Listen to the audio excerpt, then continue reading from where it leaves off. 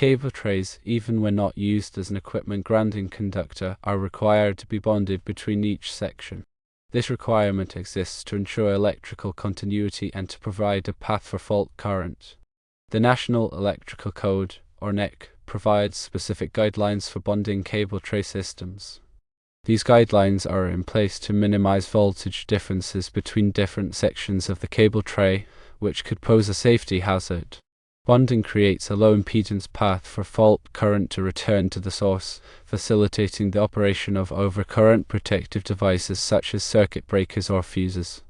When a fault occurs, a large amount of current flows through the grounding path. If the cable tray sections are not properly bonded, the resistance of the connections may be high, hindering the flow of fault current and potentially preventing the overcurrent protective device from tripping quickly. This delay can result in equipment damage, fire hazards, and electrical shock. Therefore, the proper bonding of cable tray sections is crucial for ensuring the safety and reliability of electrical systems. The methods for bonding cable tray sections are outlined in the NEC. These methods typically involve using bonding jumpers or other listed bonding connectors to connect adjacent sections of the cable tray. Bonding jumpers are conductors, often made of copper or aluminum, that are used to electrically connect two or more metal parts. These jumpers ensure that there is a continuous, low impedance path for current to flow. The size of the bonding jumpers is determined by the size of the conductors in the cable tray system and the requirements of the NEC. The NEC specifies the minimum size of bonding jumpers based on the ampacity of the conductors being protected. Installing bonding jumpers involves securely attaching them to the cable tray sections using appropriate hardware.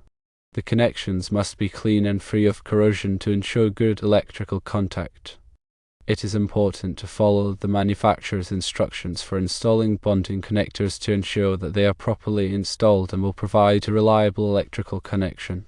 In addition to bonding between sections, cable tray systems must also be bonded to ground. This bonding connects the cable tray system to the earth, providing a low impedance path for fault current to return to the source. Grounding the cable tray system helps to minimize voltage differences between the cable tray and other grounded metal parts in the electrical system. The NEC specifies the requirements for grounding cable tray systems, including the size and type of grounding conductors that must be used. Grounding conductors are typically connected to the cable tray system at multiple points to ensure a reliable ground connection. The grounding conductors must be properly sized and installed to provide a low impedance path for fault current. The proper bonding and grounding of cable tray systems are essential for electrical safety. These practices help to protect people and equipment from electrical hazards. It is important to follow the requirements of the NEC and other applicable standards when installing and maintaining cable tray systems.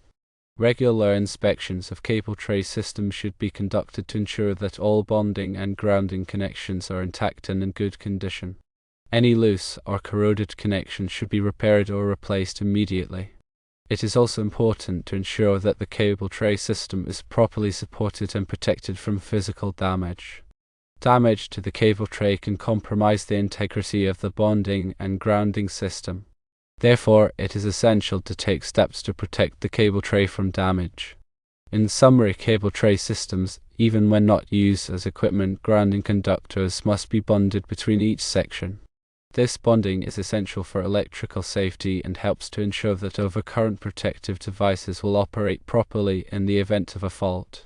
The NEC provides specific guidelines for bonding cable tray systems, and it is important to follow these guidelines carefully. Proper bonding and grounding of cable tray systems are essential for protecting people and equipment from electrical hazards. Here is a more detailed breakdown of cable tray bonding requirements. Firstly, it's important to understand that cable trays are considered metal raceways by the NEC. As such, they fall under the same general rules regarding bonding and grounding as other metal enclosures, such as conduits and junction boxes. Secondly, the primary reason for bonding cable tray sections together is to establish a continuous electrical path. This path is crucial for safely conducting fault currents back to the source, allowing overcurrent protection devices like circuit breakers to trip and clear the fault quickly. Thirdly, if the cable tray sections are not properly bonded, the resistance of the connections can impede the flow of fault current. This can lead to a buildup of voltage on the cable tray, creating a shock hazard for anyone who comes into contact with it. Moreover, a high resistance connection can generate heat, potentially leading to a fire. Fourthly, the NEC specifies several methods for bonding cable tray sections. One common method is to use bonding jumpers, which are conductors that connect adjacent sections of the cable tray. These jumpers are typically made of copper or aluminum and must be sized appropriately for the anticipated fault current. Fifthly, another acceptable method is to use listed bonding hardware specifically designed for cable tray systems. These connectors are typically bolted or clamped onto the cable tray sections, providing a secure and reliable electrical connection. Sixthly, it's important to ensure that all bonding connections are clean and free of corrosion. Corrosion can increase the resistance of the connection, compromising its ability to conduct fault current. Therefore, it's recommended to use a corrosion inhibitor in the connections to prevent corrosion from occurring.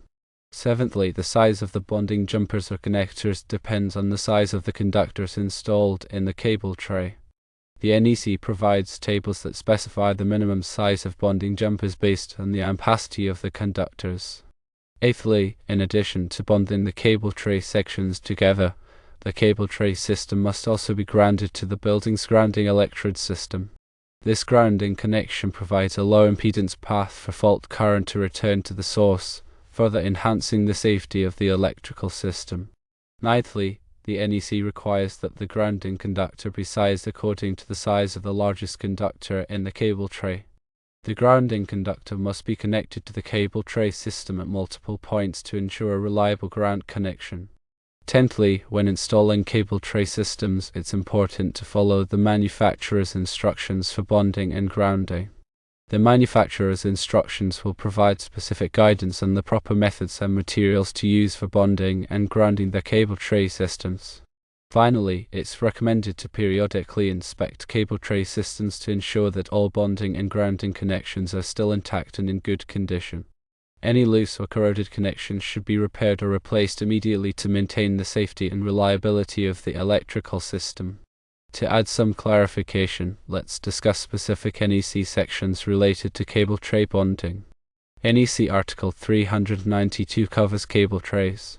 While Article 392 provides general requirements for cable trays, the specific bonding and grounding requirements are often found in Article 250, which covers grounding and bonding.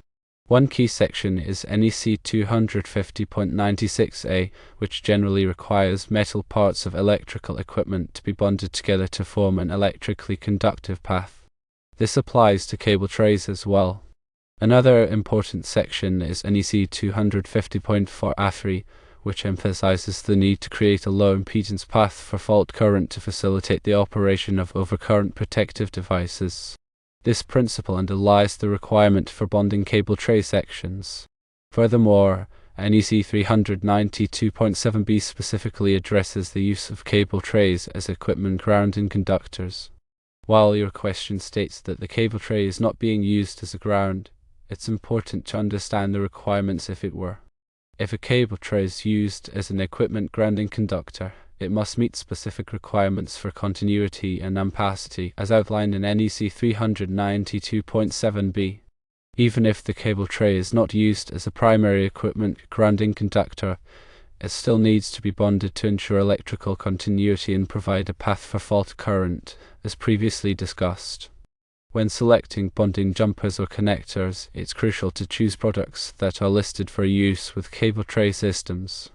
Listed products have been tested and certified to meet specific safety standards, ensuring their reliability and performance. The size of the bonding jumpers or connectors should be determined based on the ampacity of the conductors in the cable tray, as specified in the NEC. Using undersized bonding jumpers can compromise the safety of the electrical system. The installation of bonding jumpers or connectors should be performed by qualified personnel who are familiar with the NEC requirements and the manufacturer's instructions. Proper installation is essential for ensuring a reliable electrical connection. Regular inspections of cable tray systems should include a visual examination of all bonding and grounding connections. Look for signs of corrosion, looseness, or damage. Any problems that are identified should be corrected promptly to maintain the safety and reliability of the electrical system. In addition to the NEC, local codes and regulations may also apply to cable tray systems. It's important to check with the local electrical inspector to ensure that the installation meets all applicable requirements. Remember that the information provided here is for general guidance only and should not be considered a substitute for professional advice. Always consult with a qualified electrician or electrical engineer for specific questions or concerns about cable tray bonding and grounding. For example, if you have a 480-volt system in the cable tray, the proper bonding is even more crucial than a 120-volt system. The available fault current in a 480-volt system is usually higher, and it is imperative the fault current have a good path back to the source, thereby opening up the overcurrent protection device. If there is any question if the cable tray is properly bonded, it should be checked by a qualified electrician or engineer to ensure it meets the requirements of the NEC. In addition to the general bonding requirements, there are also specific considerations for cable trays that are installed in hazardous locations. Hazardous locations are areas where flammable gases, vapors, or dusts are present, creating a risk of explosion or fire. Cable tray systems that are installed in hazardous locations must be designed and installed to minimize the risk of ignition. This includes using intrinsically safe cable tray systems or enclosing the cable tray in a suitable enclosure. The bonding and grounding requirements for cable tray systems in hazardous locations are typically more stringent than those for general-purpose applications. It's important to consult with a qualified electrical engineer who is experienced in hazardous locations designed to ensure that the cable tray system meets all applicable requirements. Another important consideration is the type of cable that is installed in the cable tray. Some types of cable, such as metal-clad cable, have their own grounding requirements. It's important to ensure that the grounding requirements of the cable are compatible with the grounding requirements of the cable tray. In some cases, it may be necessary to install additional grounding conductors to meet the requirements of both the cable and the cable tray. Cable trays may also be installed outdoors or in wet locations. In these environments, it's important to use cable tray systems that are designed for outdoor or wet location use. These cable tray systems typically have corrosion-resistant finishes and are designed to prevent water from entering the cable tray. The bonding and grounding requirements for cable tray systems in outdoor or wet locations are similar to those for general-purpose applications. However, it's important to ensure that all bonding and grounding connections are protected from corrosion. This can be accomplished by using corrosion-resistant connectors and applying a corrosion inhibitor to the connections. When working with cable tray systems, it's important to follow all applicable safety precautions. This includes wearing appropriate personal protective equipment such as safety glasses, gloves, and hearing protection.